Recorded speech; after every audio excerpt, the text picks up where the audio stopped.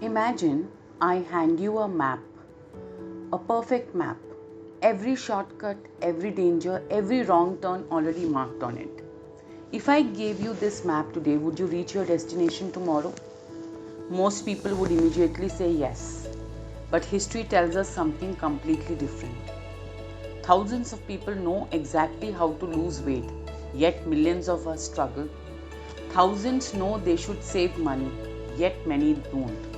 Thousands understand healthy relationships, yet they keep repeating the same painful patterns.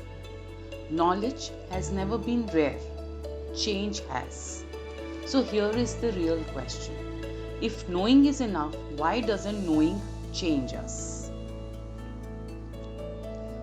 I don't think the answer is laziness. I don't even think it is discipline. I think we have misunderstood something much deeper about the human mind, and once you see it, you may never look at learning the same way again. So, this is about why smart people stay stuck. So, have you ever noticed something strange? The people who give the best advice often struggle to follow it themselves. A relationship expert may have a broken marriage. A doctor may ignore their own health. A financial planner may still worry about money. A psychologist may still battle anxiety. How is that even possible? Shouldn't knowledge automatically create better decisions? For years, I believed it should. And then I discovered something fascinating. Your brain doesn't care whether an idea changes your life. It only cares whether the idea makes sense. And those two are very different things. Understanding and transformation are not the same event. So let's talk about the knowledge mirage. Imagine you are walking through a desert far away. You see water. You begin walking towards it. And the closer you get, the further it seems. Because it was never water, it was a mirage. Now imagine the same thing happening inside the mind. Every time you finish reading a powerful book, or watch an inspiring video, or attend a motivational seminar, your brain experiences something remarkable. It begins to imagine a better version of you. The future feels so vivid, so emotionally real, that for a brief moment your mind experiences a quiet sense of achievement. Nothing has changed, but it feels as if something has. This feeling is what I call the knowledge mirage. It gives us the emotional reward before we have done the emotional work. And that's where many intelligent people become trapped. Not because they are incapable, but because the brain quietly mistakes understanding for progress. You know what is the most dangerous sentence? And this is one sentence that I hear all the time. Maybe you have said it to yourself. I already know that. It sounds pretty harmless. Sometimes it even sounds intelligent. But think about what that sentence really means. Imagine someone says, I know exercise is important. I know I should sleep earlier. I know I should stop comparing myself. I know I should start. The moment the brain says, I know, it often stops asking, am I living it? Knowledge closes the conversation. Practice begins it. And that's why two people can hear the exact same advice. One changes their life, the other simply adds another interesting idea to their collection of things. So let's go to next part. Thank you for being here, for being with me on this journey and listening to part 1 patiently. Let's quickly go to part 2 of this session, which is why knowledge stops changing us. Have you ever bought a notebook, filled the first 5 pages with exciting plans, and then quietly forgotten about it? Or downloaded in an app that promised to change your life, used it for 3 days and never opened it again? It's strange. The excitement was real, your intention was genuine. So what happened? I don't think you became lazy. I think something much more interesting happened. Your brain crossed an invisible finish line that didn't actually exist. So yes, let's talk about this in little more detail. Imagine two people. The first owns a library with 10,000 books. The second owns only 5 books. Who is wiser? Most people would immediately choose the first. But wisdom has never depended on how much information you possess. It depends on how much information has changed the way you live. Some people collect books, some collect courses, some collect podcasts, some collect certificates, some collect inspirational quotes. Their shelves become fuller every year, but their lives don't. Not because learning is useless, learning is very beautiful, but collecting knowledge is not the same as becoming different. Imagine someone collecting seeds for 20 years, rare seeds, expensive seeds, rare flowers from around the world. Every visitor admires the collection. Everyone says, "What incredible seeds." But one day someone quietly asks, "Have you ever planted one?" Suddenly the entire collection looks different. Knowledge is like that. Ideas are seeds. If they never enter the soil of daily life, they remain beautiful possibilities, nothing more. Now, let's talk about the most expensive hobby in the world. I'm sure all of you have heard it, but just let me bring it to the table. I sometimes wonder if the world's most expensive hobby is preparing for a life we never begin. Think about it. How many people are preparing to write a book instead of writing one? Preparing to start exercising instead of walking today? Preparing to launch a business instead of making the first phone call? Preparing to become confident instead of speaking once despite fear? Preparation feels productive. Sometimes it's simply a socially acceptable way of postponing meaningful action. And the frightening thing is, the brain can't always tell the difference, because planning activates many of the same reward circuits as progress, as actual action. That's why you can spend an entire weekend planning your future and still wake up on Monday exactly where you started. The plan changed, but you didn't. And lastly, let's come to the paradox of intelligence. Now, sometimes being intelligent makes change harder, not easier, because intelligent people can explain almost anything.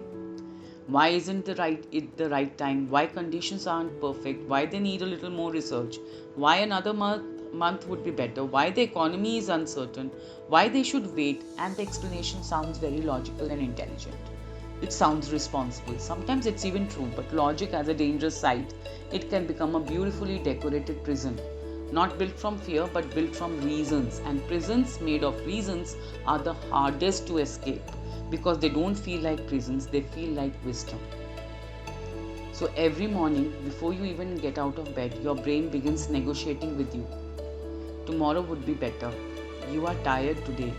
One more week won't matter. You deserve a break. Notice something? The brain almost never says don't chase your dream. Instead, it simply asks you to postpone it a bit. Just once, that's all. One day becomes 1 week becomes 1 year quietly becomes a life. That almost happened. Dreams rarely disappear because we reject them, but they disappear because we endlessly renegotiate them. Now, let's go to a question few people ask. So, back to the scenario. Imagine meeting your future self 10 years from now. Not the successful version, the version which was created by continuing exactly as you are today. Same habits, same decisions, same excuses. Nothing dramatically worse, nothing dramatically better, just more of today. Would that future thank you?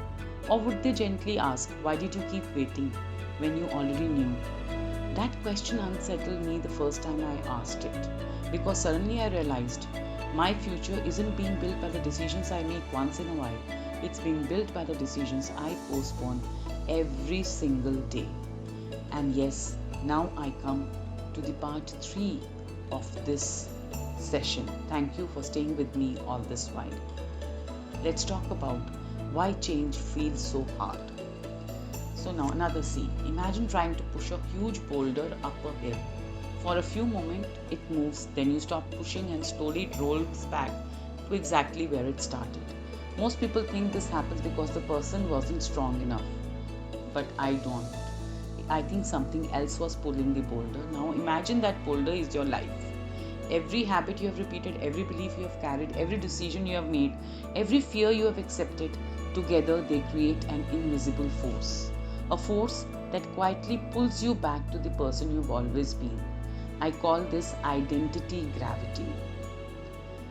So let's go a little more deep. Every planet has gravity. You don't notice it, but every movement you make happens inside its influence. Your identity works the same way. It has gravity. It constantly asks one question: is this behavior consistent with who I believe I am? If the answer is yes, your brain feels comfortable. If the answer is no, your brain creates resistance. Not because the new behavior is wrong, but because it is unfamiliar. So now imagine someone who has spent 20 years saying, I'm always late. One day they decide, from tomorrow I'll become punctual. The problem is not time management, the problem is identity. Every morning, their old identity quietly whispers, this isn't who we are. And without realizing it, they begin negotiating with themselves. 5 more minutes. Tomorrow I will start. Traffic is bad today. Oh, the alarm didn't ring. And slowly, identity gravity pulls them back from taking the action. So why does willpower fail? Now this is something very confusing to many people. Why do we keep making promises to ourselves and breaking them? It's because promises live in the future, identity lives in the present. Willpower is trying to swim against a river. Identity changes the direction of the river itself. That's why someone can quit smoking overnight while another person struggles for years. One person says, I'm trying to quit smoking. The other says, I don't smoke anymore. The words sound similar, but the identities are completely different. One is fighting gravity, the other has changed planets. So here is something I've often wondered. What if the person you call yourself isn't who you really are? What if it's simply the character you have reversed the longest? Think about childhood. Someone calls you shy. You hear it again and again. Teachers, friends, relatives. Eventually you stop hearing it as an opinion. You hear it as a fact. And years later you walk into a room full of strangers. Your brain doesn't ask, how would I like to behave? It asks, how does a shy person behave? Then it quietly delivers the performance. Not because it's true, but because it's familiar and constantly fed. Sometimes we don't become our identity, we become loyal to the story we inherited. Imagine you're watching a play. The actors seem free. They laugh, cry, argue, fall in love, but every word has already been written. Now imagine that many of your daily reactions are also following a script. Someone criticizes you, you react exactly as you always have. Someone ignores your message, same emotional pattern. A problem appears, same thoughts, same conclusion. The script changes the actor, and the actor doesn't change the script. Most people spend years trying to improve the performance. Very few stop to rewrite the script. Let's talk about the cage with no lock. Here is something very strange about identity gravity. It doesn't imprison us, it simply convinces us that leaving would be uncomfortable. Imagine a bird raised inside a large cage. One day someone quietly opens the door, the bird doesn't fly, not because it can't, but because the cage has become familiar. Comfort is a strange architect. It can build walls without using bricks. Many people don't stay where they are because they are trapped. They stay because the unknown feels heavier than the familiar, even when the familiar hurts. So most people ask, how can I change my life? I think that's a wrong question. A better question is, who keeps returning every morning to live this life? Because every sunrise, two things wake up: you and the identity you've been practicing for years. One of them is capable of creating something completely new. The other simply wants another yesterday. The battle isn't always between success and failure. It's between memory and possibility. So let's come to the day when your life would definitely change. So there's something I have noticed about transformation. It rarely announces itself. It doesn't arrive with fireworks or a dramatic speech or maybe a YouTube video. Most of the time, your life changes on a completely ordinary afternoon, not because something outside you happened, but sometimes because something inside you shifted, which was impossible to ignore. People often ask, when does change begin? I don't think change begins when you decide. I think it begins when pretending becomes more painful than growing. When repeating yesterday hurts more than risking tomorrow. That is the real beginning. When you fear your future and let go of your past, that's when the real change happens. So tonight, before you sleep, I want you to try something unusual. Stand in front of a mirror, not to judge yourself, not to admire yourself, just to observe. Then ask one question: If nobody knew my past, would they be able to predict my future just by watching how I live today? Don't answer quickly. Sit with it because your future is not hidden. It's quietly rehearsing itself inside today's routines. Every habit is a prediction. Every repeated thought is a prediction. Every postponed decision is a prediction. Your future is not waiting somewhere ahead. It's leaving clues right now. So yes, many years from today,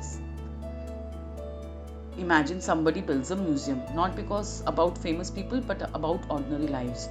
One room is yours. Inside that room, there are no trophies, no certificates, no bank statements, no social media posts. Only one thing, a film. It shows one ordinary week of your life, exactly as you live it today, Monday, Tuesday, Wednesday. Nothing edited, nothing hidden, nothing exaggerated, just your real life. The conversation, the thoughts, the way you spend your mornings, the way you react when things don't go your way, the things you postpone, the things you notice, the things you ignore. Now imagine a stranger walking into that room and after watching your week, they quietly say, I know exactly who this person becomes. Would they? That question really unsettled me when I thought about that for myself, because it made me realize something. The future is not created by our biggest dreams, it's predicted by our ordinary days. People think changing your life requires courage. Sometimes it simply requires interruption. Tomorrow, interrupt one pattern. Only one. Sit in a different chair, take a different road home, call someone you've been meaning to call, read one page instead of scrolling for 20 minutes, watch the sunset without taking a photo, notice the color of the sky, not because these actions are magical, but because they send a quiet message to your brain, we are awake again. Awareness is not a destination, it's a practice.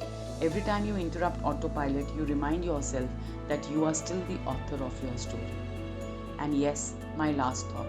Perhaps intelligent people don't stay stuck because they don't know enough. Perhaps they stay stuck because knowledge became a substitute for living. Books can change your thinking, courses can change your understanding, conversations can change your perspective, but eventually there comes a moment when only one thing can change your life. That is a different choice. Not tomorrow, not when you feel ready, but right now, today. Because readiness is a strange illusion. Did you feel ready for every important moment in your life? For your first job, your first heartbreak, your great loss, your biggest opportunity? Probably not. Life has never waited for readiness. It has always responded to movement. So before I leave you, let me tell you something I once read. A teacher was asked, what is the biggest difference between knowledge and wisdom? He smiled and said, knowledge is knowing the path. And then he paused. And wisdom is noticing whether you are actually walking it. I haven't forgotten that sentence because every time I think I'm making progress, I ask myself, am I collecting ideas or becoming someone new? Maybe that's the question we all need to ask more often. If today's conversation challenged the way you think, don't rush to watch another video. Instead, close this one and spend 5 quiet minutes with yourself. Sometimes one deeply lived idea is worth more than 100 forgotten ones. I would love to hear your answer. What is one thing you have known for years but still haven't lived yet? Write it in the comments, not for me but yourself. Because the moment we put truth into words, it becomes much harder to ignore. And if you are ready to stop collecting ideas and start consciously designing your life, subscribe to Diviine Gracia. In the next episode, we are going to explore a question that silently shapes every relationship, every career, and every dream. And that is, why do we keep choosing the familiar even when it's making us unhappy? I have a feeling that conversation may change the way you understand every major decision you have ever made. Till next time, take care. Signing off.